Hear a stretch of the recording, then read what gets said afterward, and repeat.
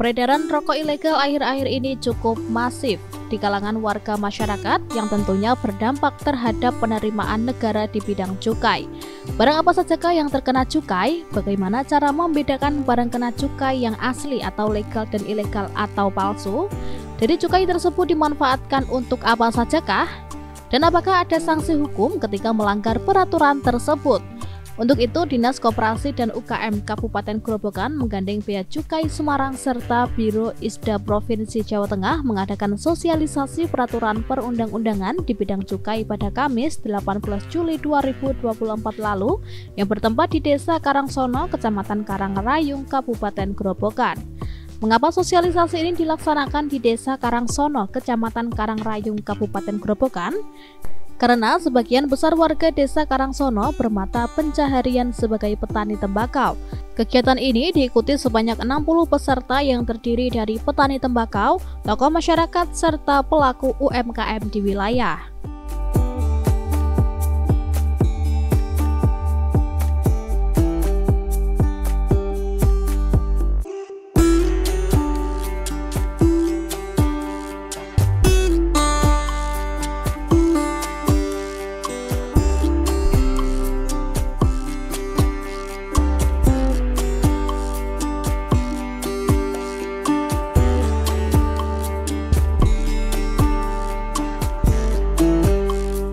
Dalam sambutannya, Suharyono, Kepala Desa Karangsono, menyampaikan bahwa masyarakat Desa Karangsono sebagian besar bermata pencaharian sebagai petani dan ketika musim kemarau tiba seperti saat ini, mereka beralih menanam tembakau.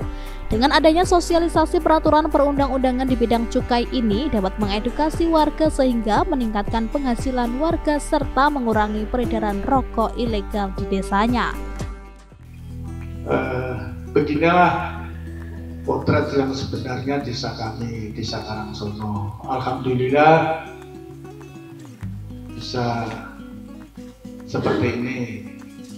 Nah, masyarakat kami itu kalau musim kemarau seperti ini rata-rata Pak menanam tembakau, karena dianggap tembakau itu menjadi idola untuk penghasilannya Pak. Ini saya dengar daun 1-2 saja direntang Pak. Di sini belum panen. Nanti kalau pas panen mungkin sampai 80 Pak. Beliau juga menyampaikan bahwa dana bagi hasil cukai tembakau telah dirasakan manfaatnya oleh warga Desa Karangsono. Di antaranya dipergunakan untuk pelatihan bagi UMKM Desa Karangsono, sosialisasi peraturan perundang-undangan di bidang cukai yang saat ini berlangsung, serta pemberian BLT untuk 143 orang.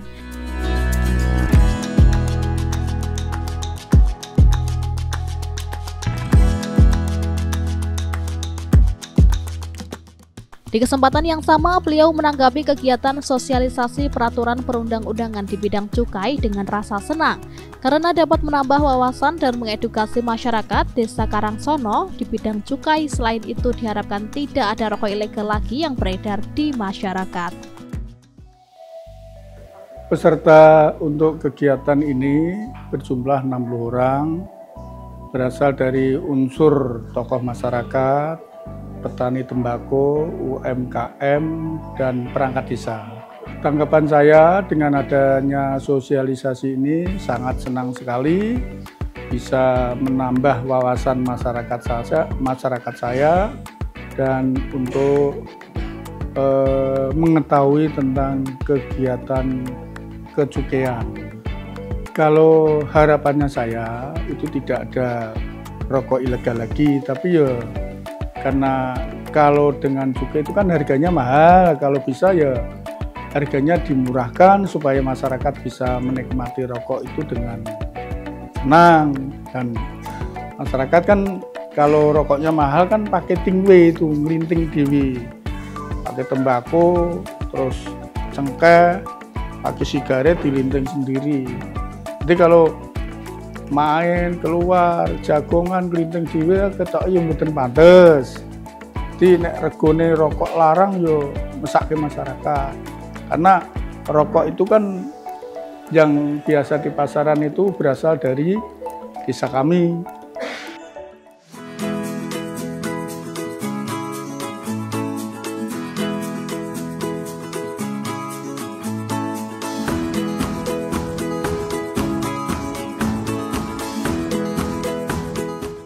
Laporan Ketua Panitia Endang Kabid Usaha Mikro. Dalam laporannya, beliau menjelaskan dana bagi hasil cukai tembakau adalah dana yang dialokasikan dalam APBN kepada daerah berdasarkan angka presentasi tertentu dari pendapatan negara untuk kebutuhan daerah dalam rangka pelaksanaan desentralisasi. Sedangkan cukai hasil tembakau merupakan pungutan yang meliputi sigaret, cerutu, rokok, dan tembakau iris dan hasil tembakau lainnya. Sehingga dapat disimpulkan bahwa DBHCHT atau kepanjangan dari dana bagi hasil cukai hasil tembakau adalah bagian dari transfer ke daerah yang dibagikan kepada provinsi penghasil cukai atau tembakau untuk mewujudkan prinsip keadilan dan keseimbangan dalam pengelolaan APBN.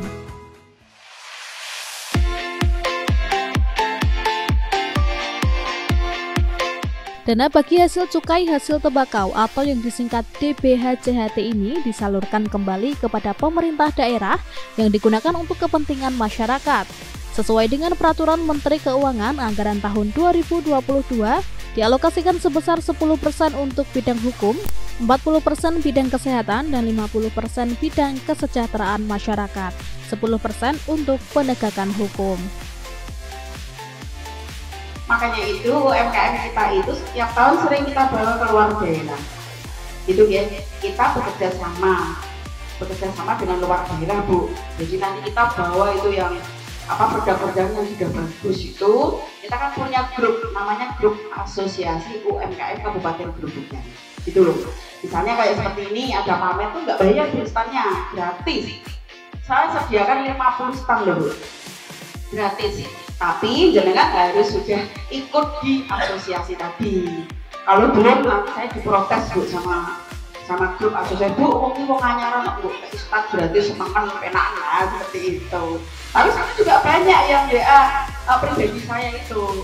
Dan saya untuk hari ini, bulan ini, saya juga membuka lowongan enumerator maupun koordinator untuk mendata UMKM yang berada di Kabupaten Grobogan. Ini sejumlah 46.000 dileleh. Kemarin ini saya buka link, itu hampir 600 mungkin yang mendata. Padahal saya hanya butuh 150.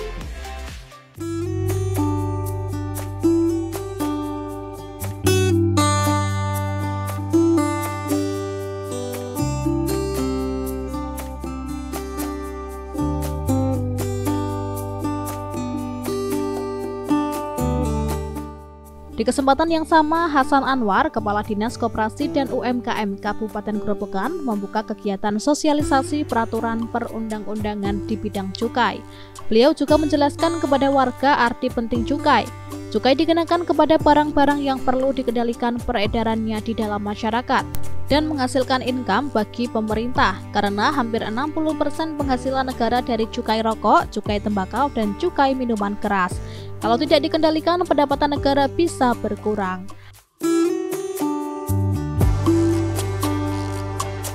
Beliau juga menyampaikan supaya masyarakat berhati-hati dalam memperjualbelikan rokok ilegal karena ada sanksi hukum, dan berhati-hati bagi pelaku usaha ketika ditawari sales rokok yang menjual rokok ilegal.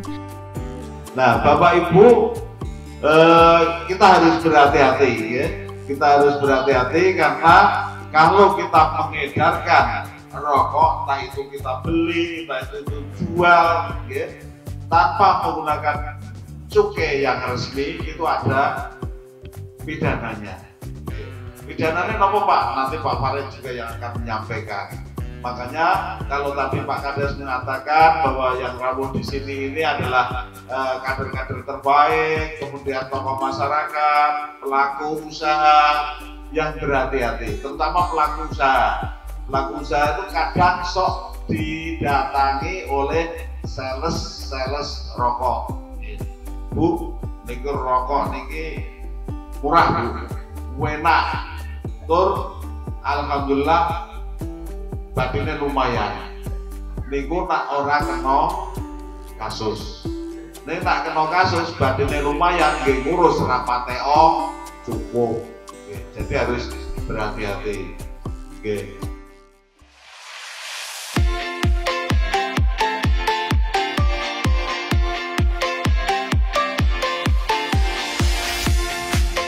Desa Karangsono termasuk desa yang berpenghasilan tembakau cukup banyak dan hampir seluruh masyarakat menanam tembakau.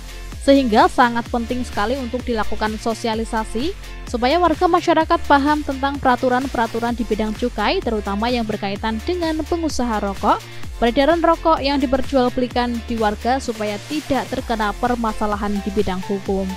Beliau juga menegaskan bahwa penjualan atau peredaran rokok ilegal akhir-akhir ini semakin masif, terbukti dengan banyaknya sales-sales yang menawarkan rokok ilegal di toko, warung maupun pasar. Diharapkan warga mendapatkan pemahaman dan edukasi membedakan rokok legal dan ilegal. Ya, Assalamualaikum warahmatullahi wabarakatuh. Saya Kasan Anwar, Kepala Dinas Koperasi UKM Kabupaten Grobogan. Kebetulan hari ini kami melaksanakan sosialisasi ketentuan perundang-undangan di bidang cukai yang kami tujukan kepada desa yang warga masyarakatnya punya tanaman tembakau yang cukup banyak. Kebetulan Desa Karangsono ini desa yang berpenghasilan tembakau banyak dan warga masyarakatnya banyak yang menanam tembakau. Jadi sangat penting sekali kita melaksanakan sosialisasi ini agar warga masyarakat paham tentang peraturan-peraturan di bidang cukai, terutama yang berkaitan dengan perusahaan-perusahaan rokok, kemudian peredaran rokok yang mungkin dijual belikan di warga masyarakat, supaya mereka tidak terkena permasalahan di bidang hukum, terutama masalah cukai rokok ini. Karena sekarang sudah mulai masif, banyak juga sales-sales rokok yang tidak kurang bertanggung jawab di dalam mengedarkan rokok-rokok yang non ilegal atau tanpa cukai ini. Dengan sosialisasi ini paling tidak warga masyarakat desa Karangsono, Kecamatan Karangrayung memiliki pemahaman bagaimana cara membedakan rokok ilegal dan rokok yang legal. Itu barangkali sedikit tambah dari saya. Terima kasih. Wassalamualaikum warahmatullahi wabarakatuh.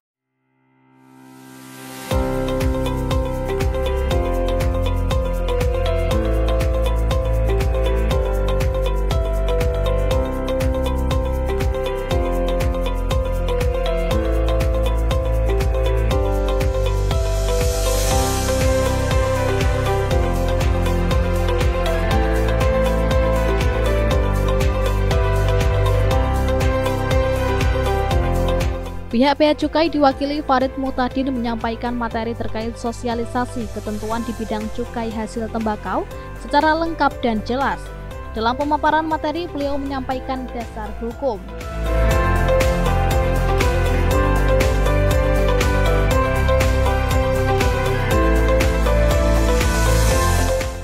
Pengertian cukai adalah pungutan negara yang dikenakan terhadap barang-barang tertentu yang mempunyai sifat atau karakteristik yang ditetapkan dalam undang-undang.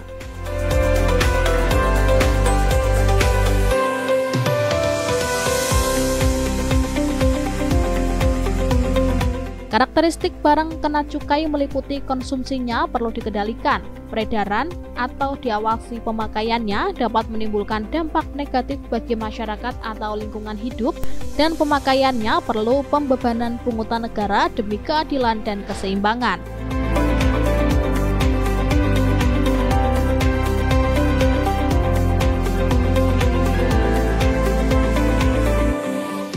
Fungsi cukai sebagai regulasi yakni mengendalikan atau mengonsumsi barang kena cukai di masyarakat karena alasan tertentu, misalnya untuk memelihara kesehatan masyarakat, menjaga ketertiban umum, melindungi keberlangsungan tenaga kerja, dan meminimalisir peredaran rokok ilegal. Fungsi budgeter yakni sebagai salah satu sumber penerimaan negara potensial yang digunakan dalam rangka membiayai belanja negara.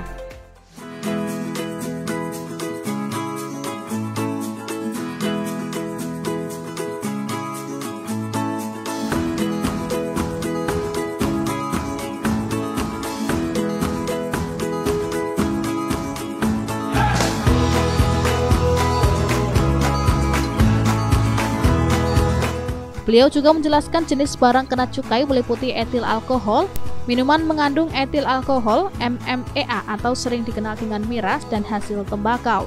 Hasil tembakau meliputi sigaret, yakni hasil tembakau yang dibuat dari tembakau rajangan yang dilinting dengan kertas. Terdiri dari sigaret kretek mesin atau tangan, sigaret putih mesin atau tangan, dan juga sigaret kelembak menyan.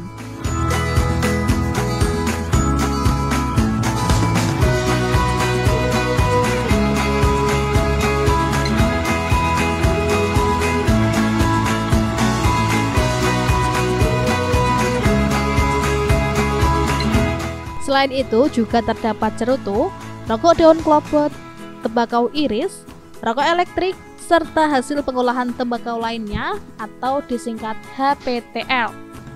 Beliau juga menjelaskan mengenai rokok ilegal, yakni rokok yang beredar di masyarakat namun tidak memenuhi kewajiban sebagai barang kena cukai berupa pembayaran cukai yang ditandai dengan pita cukai.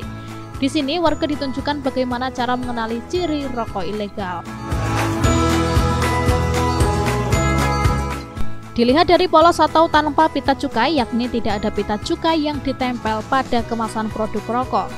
Pita cukai palsu yakni gambar atau warna pita cukai tidak sesuai dengan yang asli. Pita cukai bekas yakni menggunakan pita cukai bekas pakai.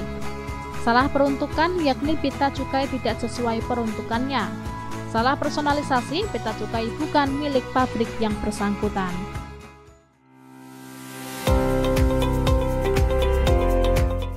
Cukai itu kan pungutan terhadap barang tertentu, jadi nggak semua barang kena cukai. Tidak seperti pajak, pajak itu dikenakan terhadap semuanya ya. Kalau cukai itu nggak semuanya. Apakah sepatu kena cukai? Tidak. Apakah tas kena cukai? Tidak. Jadi barang-barang yang kena cukai harus memenuhi karakteristik ini, Pak, Bu. Yang pertama, konsumsinya perlu dikendalikan. Bapak Ibu sudah tahu salah satu barang yang kena cukai adalah rokok, betul. Setuju apa tidak setuju rokok perlu dikendalikan? Yang ibu-ibu lebih yakin, Pak.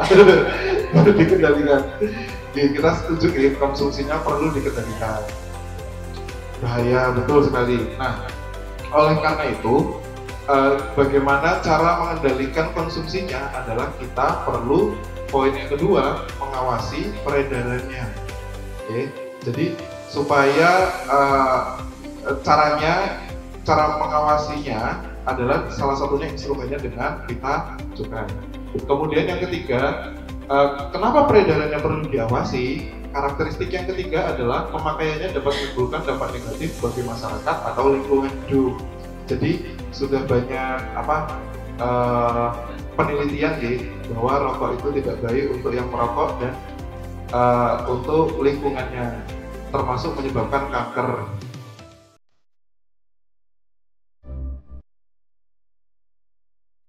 Supaya pemirsa tidak tertipu pita cukai asli, palsu, atau sudah kadaluarsa, ada baiknya jika melihat pita cukai terbaru tahun 2024, yakni memiliki desain gambar ikan yang dilindungi negara, diantaranya hiu, paus, dugong, arwana merah, dan belida. Jadi selain gambar ikan tersebut berarti palsu, pemirsa.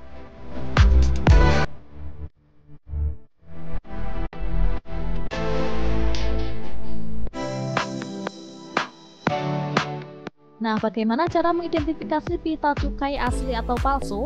Pemirsa dapat menggunakan sinar ultraviolet. Apabila pita cukai disinari dengan sinar ultraviolet menghasilkan warna yang berpendar atau memantul terang, berarti pita cukai tersebut palsu. Namun sebaliknya, ketika pita cukai disinari dengan sinar ultraviolet tidak berpendar, terlihat serat tidak kasat mata berwarna biru dan kuning, terlihat titik berwarna merah dan hijau, terlihat gambar lambang burung garuda serta gambar ikan, dipastikan pita cukai tersebut asli.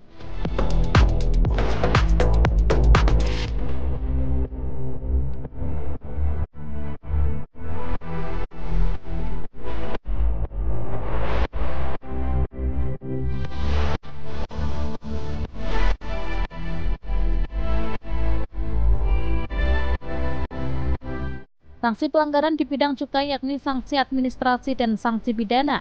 Jadi pemirsa, untuk konsumen dianjurkan untuk membeli produk rokok berpita cukai asli, sedangkan pengusaha rokok wajib mencantumkan pita cukai asli.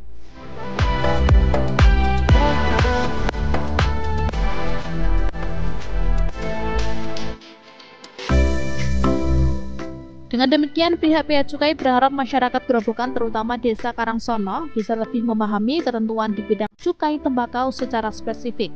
Dan tentunya masyarakat bisa lebih peduli dan berhati-hati, paham dan mengerti tentang bahaya rokok ilegal.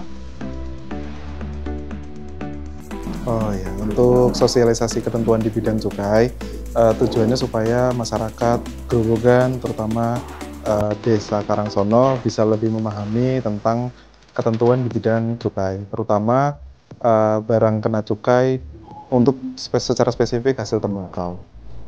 Untuk harapan dari kami sebagai Bea Cukai, sebagai pemerintah adalah masyarakat bisa lebih aware, lebih hati-hati terhadap rokok ilegal dan bahayanya. Jadi masyarakat bisa lebih paham, lebih mengerti tentang bahaya rokok ilegal.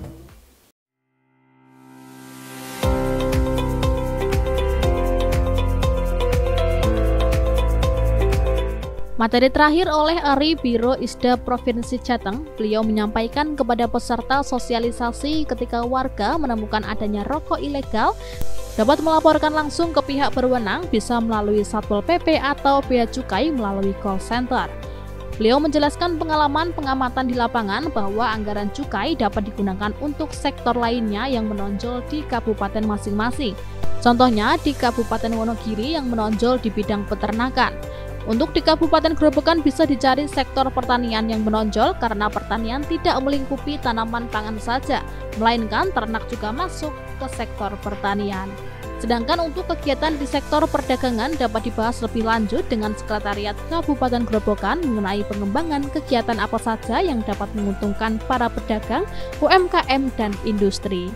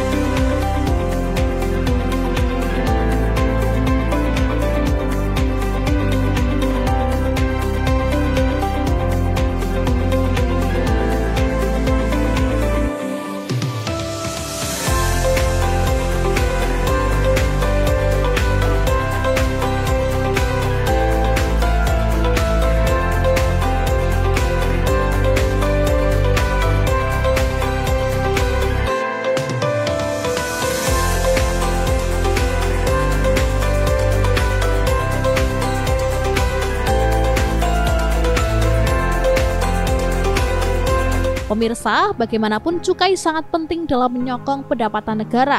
Dari pendapatan tersebut nantinya dialokasikan kembali ke pemerintahan daerah guna membangun daerahnya, baik dari segi kesehatan, infrastruktur, kesejahteraan masyarakat, dan hukum.